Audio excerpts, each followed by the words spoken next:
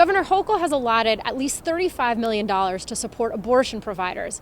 Now, the expectation is that some of that money will be used for messaging to clear up some of the confusion that exists and make sure that women here in New York State understand their reproductive health care rights.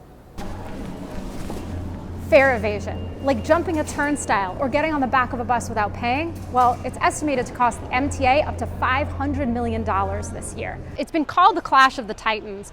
Congressmember Jerry Nadler, who currently represents the Upper West Side, is running against Congressmember Carolyn Maloney, who currently represents the Upper East Side. Now, these two long-term Congress members have two districts that have been folded into one due to redistricting. This means they have to battle it out at the ballot box. In the weeks leading up to today's primary, the race for the new 12th congressional district has grown bitter. But for voters, finding differences between the two Congress members is tough.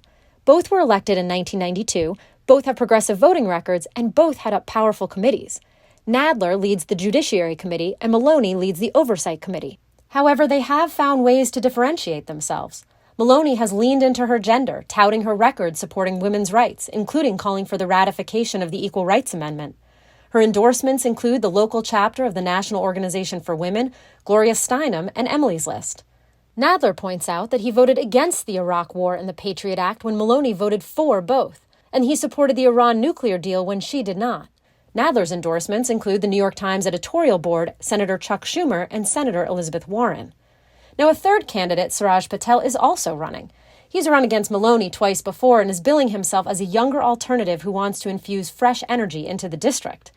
I spoke to a couple of voters about their options. Jerry Nadler's been around a long time. He's got experience. Carolyn Maloney is also good. So I think that there's good candidates this year. I just love that sort of fresh injection of new blood out here, and I love these new candidates that are really hungry. Just a few hours left until we find out who will represent the new 12th congressional district. Remember, if you haven't voted yet, you still have time. The Christmas tree at Bryant Park is lit and the tourists are back with a vengeance. I spoke with a few who shared why they came to New York this holiday season.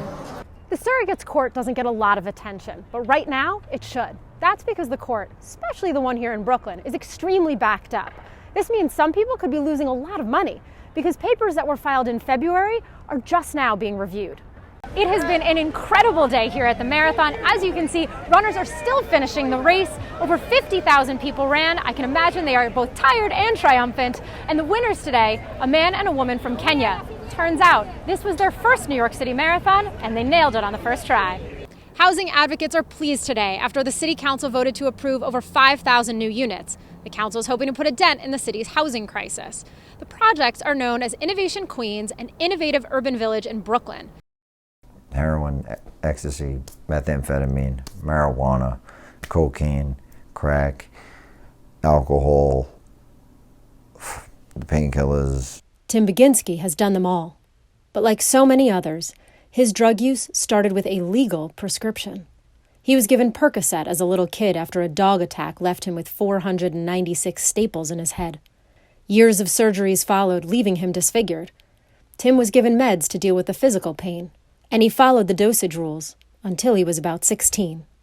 Somebody told me, did you know that if you took 2 of those, you would feel nice? And that's exactly what I did. I took 2 of them, and he was right.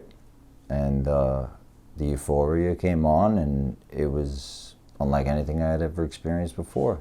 Baginski says he feels like he lost 20 years of his life to addiction, along with his dreams of playing Major League Baseball. In my prime, there was literally nobody that they had ever seen like me, and they're talking about major leaguers. So I lost the sport thing that I loved so much. Doctors say there are 3 main reasons people become addicted: genetic risks, mental illness, and social stressors like trauma, poverty, and peer pressure. If we look at drug addiction as, which is rightly so, as an illness, as a disease, and have compassion more than stigma and more than point and finger and you're a moral failure and you're not good enough, that will absolutely help people to come forward.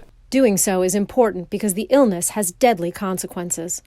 According to the City Health Department, someone in the 5 boroughs dies of a drug overdose every 3 hours, and the numbers keep rising. In the third quarter of 2021, there were 709 drug overdose deaths, an almost 30% increase over the same period the year before. For those who survive, life can still be grim. You will lose your job, you will lose all of your friends that care about you, you will lose everything in your life that means anything to you. I just want to see him be happy, that's all. His father, Gene, regrets that he wasn't able to help his son sooner, but says he missed the telltale signs. You see it in the friends. You won't see it in your own kid because you're blind with love, it's your own. But you'll see your son's friend that you'll say, that kid's using. Baginski was arrested in 2019 for selling drugs to an undercover cop and having a gun. After 244 days in jail, the judge offered him a break. Probation and treatment while living at home with his parents on Staten Island. As is the case for many addicts, Tim's recovery includes group therapy and a drug that reduces cravings. To anybody watching this right now, it will save your life. Come on, Biggs. Now sober, Tim found his way back to the sport he loves, playing in a recreational league near his house. He's starting to act human again. So I have him back. It's good to see my son doing good. Find the positives. Do good things. If you do good things will happen. You know what I mean? It's just that simple. Piecing his life back together, one day at a time. Jackie Koppell, New York 1.